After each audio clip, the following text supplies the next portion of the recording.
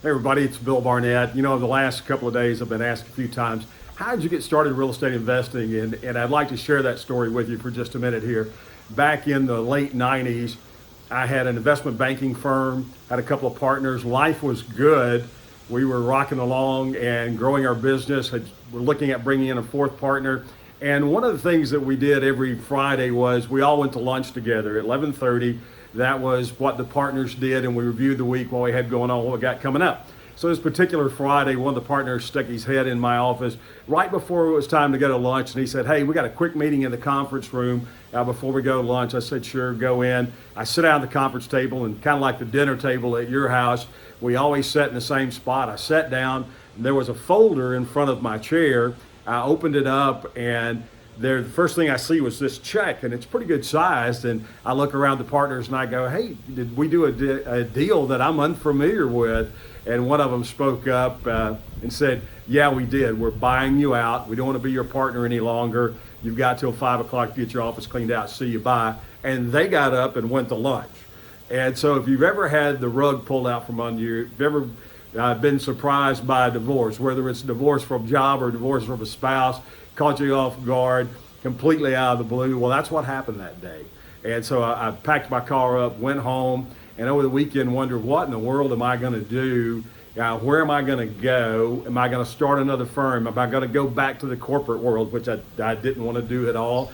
But what am I going to do to move forward? And I decided to buy a house. In fact, I bought a HUD property just to have something to do. My dad had rehabbed several houses as I was growing up, and I just thought, well, this will give me something to keep me from getting bored while I figure out where I'm going to go and how I'm going to land and move forward with my life. I ended up bringing in a buddy of mine, and we were going to do all the work together. And so after about 4 or 5 months of owning this house and going there and working every day, hard, long days, I looked at Brad and I go, "Man, we're going to have to bring in some contractors. We're never going to get this thing done." So we brought in 3 different contractors, interviewed them, and they all said one thing. They all said, "Man, whoever's doing this work, yeah, I'm going to have to undo all of this because it's pretty bad." So we decided to move forward with a particular contractor and learned a valuable lesson. I spent all that time and energy doing the work and money doing the work. Then I got the privilege of paying somebody else to undo the work. Then I had the privilege of paying them to do it again. So we get the house finished, we sell the house. There's a $30,000 profit in the house, which we split. So a $30,000 profit. And at that moment, after I get the check from the title company, I just had this moment where I realized, wow, I did this about as bad as you could possibly do it. It took way too long. I spent way too much money because I spent money rehabbing and then undoing and then redoing.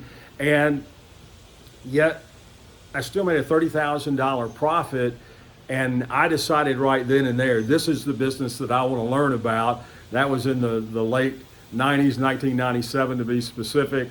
And so for the last 22 years, life's been terrific in real estate. Started doing some teaching, started doing some speaking, started doing some consulting.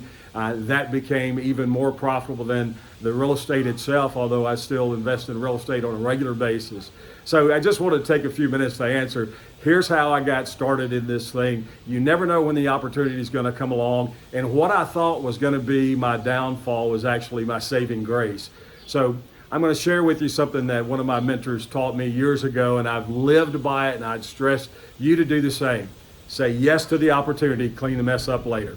Thanks for watching this, and we'll see you again, and I'll see you over the hump.